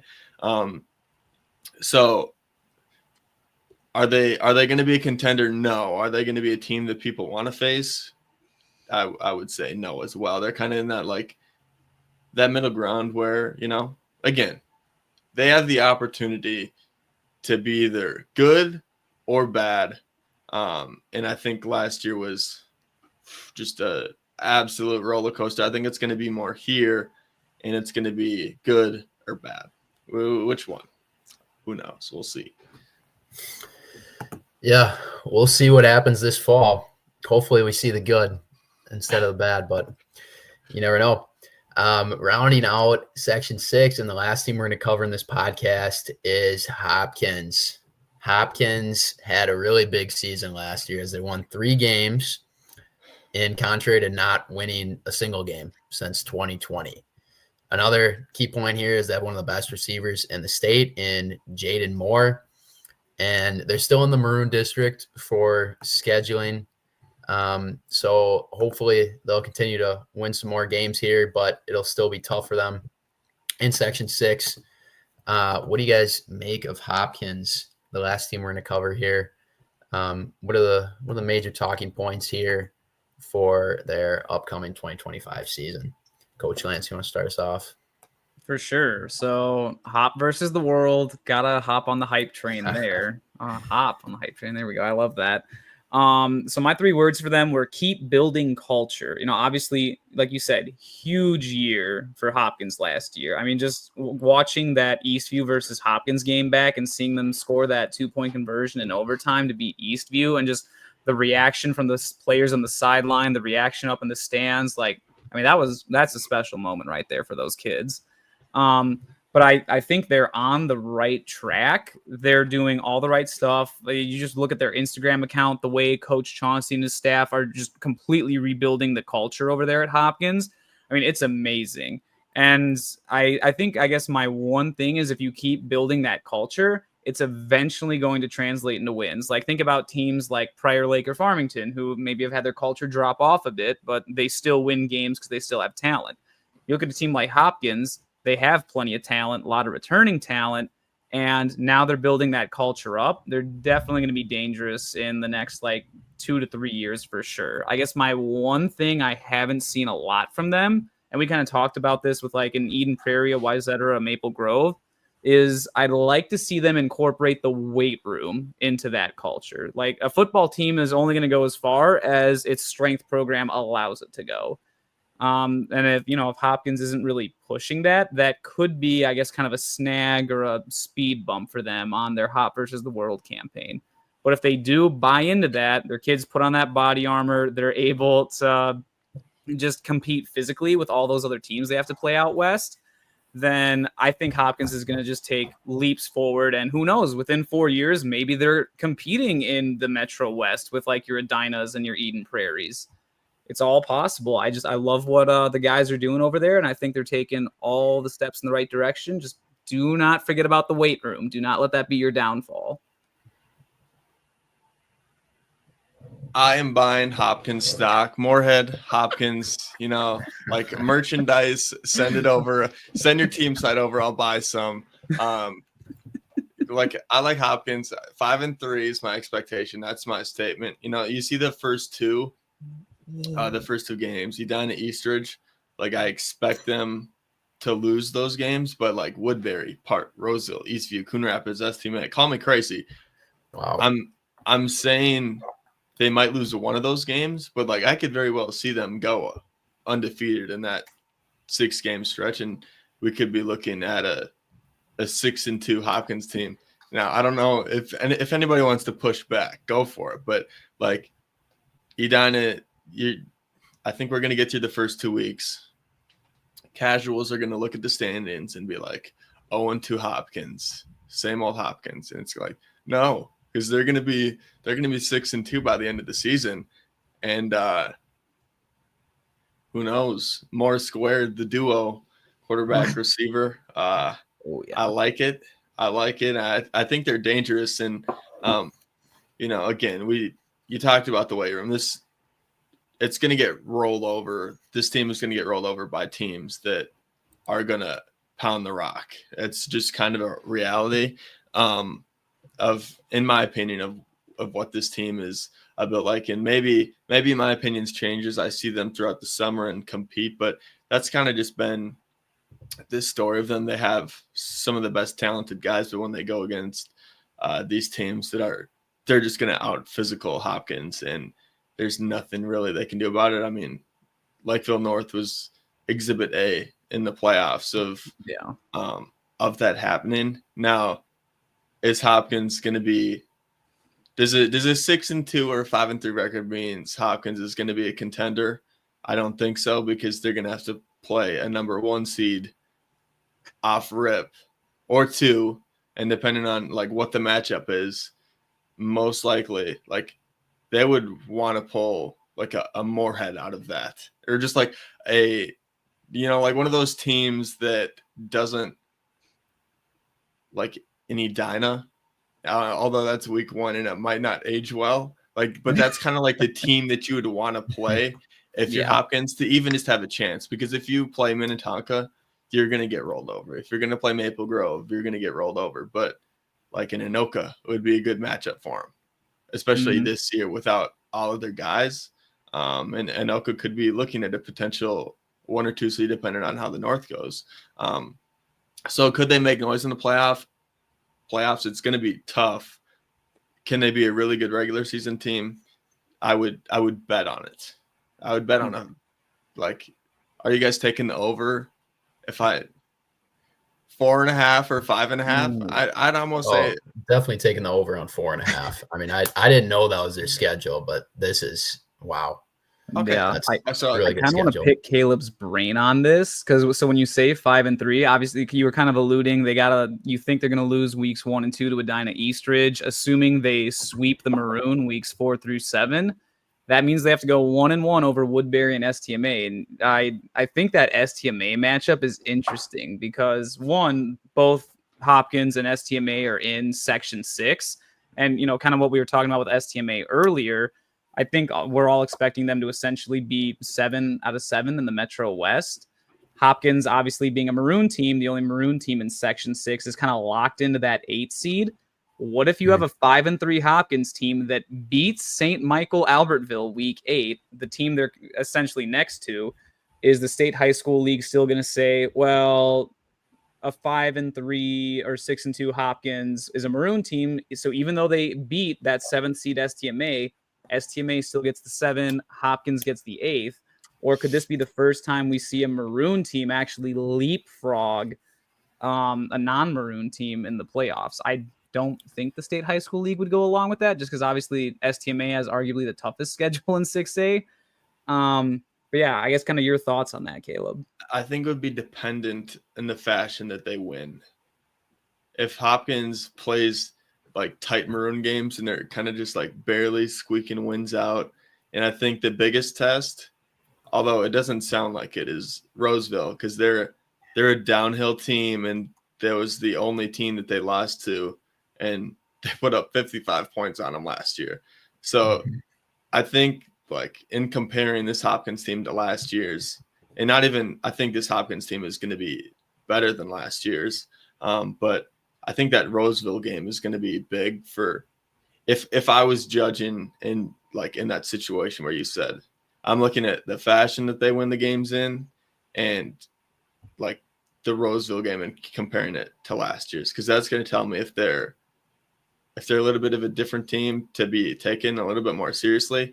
And it's just one seed. So it's not like, oh, I'm taking this team to like win the title or anything. But like, I think Hopkins would have an argument, and I would go to bat for a Hopkins team that is playing a Maroon schedule. And even if I don't know, I'd be in favor. And I think it's really going to come down to the Roseville game and just the fashion that they're able to win those games, because they're going to win all of them. Did I just say that? Hop versus the world, baby. There's that hop versus the world attitude shining through. Yeah. It's coming. My shirt's ordered already. Eh. I got to get out to one of their games this fall. I love it. Well, that rounds out our coverage of Section 5 and Section 6 teams for Minnesota high school football in Class 6A for this upcoming fall. Any additional thoughts from you two as we wrap this segment up? It was fun. I enjoyed it.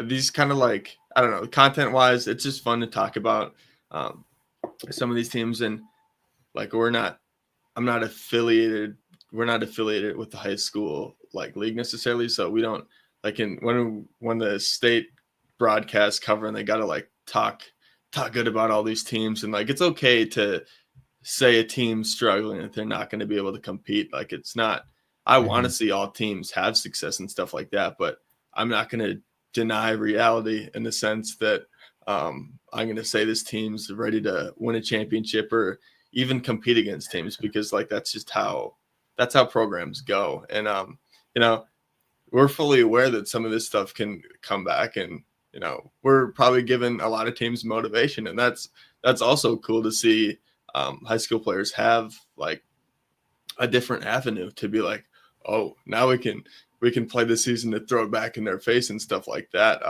which would be fun. I'm super pumped for this season, and we got lots more to talk about and a lot more content to come out. But yeah, I'm excited. Coach Lance, any closing thoughts here?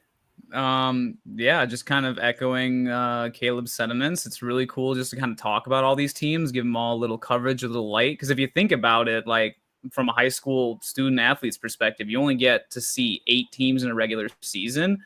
And with the way 6A is, most of those teams are, kids and teams you've played your entire life through middle school youth football and then most of high school. Like, how many times has an Edina and an Eden Prairie kid matched up? Like, what does Edina know about like a White Bear Lake or say like a Farmington? Probably not a whole lot, just because those teams don't clash. Like, even us at Lakeville South, like we've never played like Osseo, we've never clashed with Coon Rapids. And then obviously Andover, Rogers, Moorhead, we've never played. And even some of those teams out east, we've only played once. Like the 2022 playoffs, we played White Bear in the second round, Stillwater in the third. Only times we've ever matched up with those two schools in our school's history. So yeah, it's just really cool. Just kind of open up the world and be able to see all the different teams in 6A when you may not necessarily get that perspective or insight. Yeah, well, we'll be back at it with a part 2 for the rest of 6A, I'm sure, here in the near future. But I'll hand it back to you, Caleb, to close it out. Yeah, well, I enjoyed myself. I hope the viewers did too. I know you guys did. And we struggled through a little bit of a thunderstorm action on my part, but we got through it eventually. Like Hayden said, look out for part 2. I don't know when it will drop, but it'll be coming in the next couple weeks. Yeah. I'm excited to get into the other 2 sections, and stay tuned for a decent amount more of content coming out. I'm really pumped for this upcoming season, and we got more cameras. So I know people have been we've been getting requests already for us to come out to games to record game highlights, and actually not breaking news, but we're partnering with Let's Play Football Minnesota. So we're kind of partnered with them, which is going to allow us to get to playoff games and like section championship games and bank games. So like one of the biggest things was like the big playoff games and stuff like that. There's just like streams of them. And if you want to go look back, you can go see the 2-hour and 30-minute stream of the game. And it's like, nobody wants to do that. There's no person in their right mind's like, yeah, I want to watch this playoff game and turns it on and watch like the whole broadcast.